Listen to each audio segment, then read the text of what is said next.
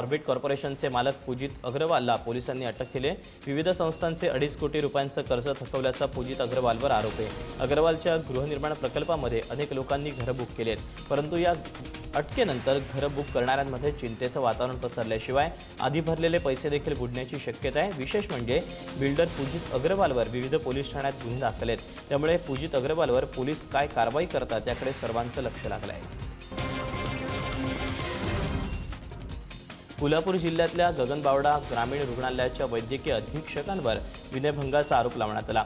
रुग्णालयातील 4 परिचारकांनी डॉक्टर धनराज परदेशी यांच्यावर हा आरोप केला. या प्रकरणी परिचारकांनी वरिष्ठांकडे तक्रारी केल्यात, मात्र त्यावर कोणतीच कारवाई न झाल्यानं त्यांनी महाराष्ट्र गव्हर्नमेंट नर्सेस असोसिएशनकडून मदतीसाठी धाव घेतली. डॉक्टर धनराज परदेशी यांच्यावर कारवाई न झाल्यास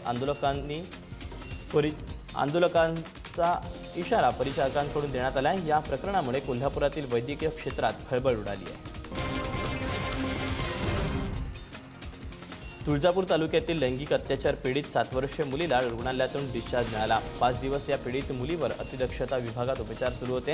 या मुलीच्या कुटुंबियांकडे उपचारासाठी पैसे नसल्यानं पत्रकारांनीच तिला रुग्णालयात दाखल केलं.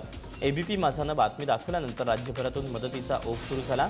मुख्यमंत्र्यांच्या निधीतून 1 लाख आणि राज्यभरातून 3 लाखाची मदत पीडित मुलीला मिळाली, पण मनधैर्य योजनेच्या निधीचीही तरतूद अजून झालेली नाही. मुख्यमंत्र्यांचा नागपूर जिल्हा मादक द्रव्यांच्या तस्करीचा नवा हब बनत चाललाय. 1 सप्टेंबरला कापरी पुलाजवळ एका ॲम्ब्युलन्समध्ये 765 किलो गांजा सापडला. 5 सप्टेंबरला अपघात झालेल्या एका कारमध्ये 190 किलो गांजा मिळून आला. तर 8 सप्टेंबरला मरगसूर गावातील एका गोदामात पोलिसांनी तब्बल 1746 किलो गांजा त्यांना सापडला.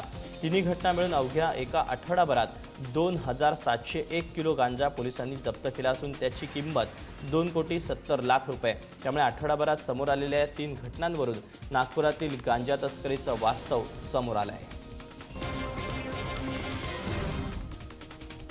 गणेशोत्सवाच्या पार्श्वभूमीवर चंद्रपुरात पोलिसांनी तब्बल 65 लाखांची दारू जप्त केली आहे. दारूबंदीनंतरची जिल्ह्यातली ही आजवरची सर्वात मोठी कारवाई आहे. बल्लारपूर शहरात तब्बल 39 लाखांची अवैध दारू जप्त करण्यात आली, तर नागभीड शहरात पोलिसांनी घातलेल्या धाडीत दारूच्या 276 पेट्या जप्त केल्यात. या जप्त केलेल्या दारूची किंमत अंदाजे 26 लाख रुपये इतकी, तर या दारूची वाहतूक करणारा एक ट्रकही जप्त करण्यात आला आहे. गणेश महासंघ उत्सव समितीच्या वतीनं काल औरंगाबाद शहरात प्राचीन दुर्मिळ नाण्यांचं प्रदर्शन भरवण्यात आलं.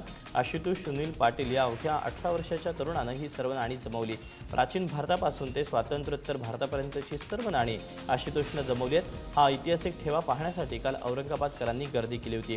शिवकालीन नाणी, यादवकालीन नाणी, सातवाहन काळातल्या नाण्यांचा इतिहासही या निमित्तानं लोकांना अनुभवायला मिळाला. शिक्षण घेत इतिहासात रमणाऱ्या आशुतोषनं मोठ्या मेहनतीनं जमवलेल्या ऐतिहासिक वारशाबद्दल त्याचं कौतुकही होत आहे. आणि यासोबत बुलेटिनमध्ये वेळ झाली आणखीन एका छोट्याशा ब्रेकची. बघत रहा एबीपी माझा.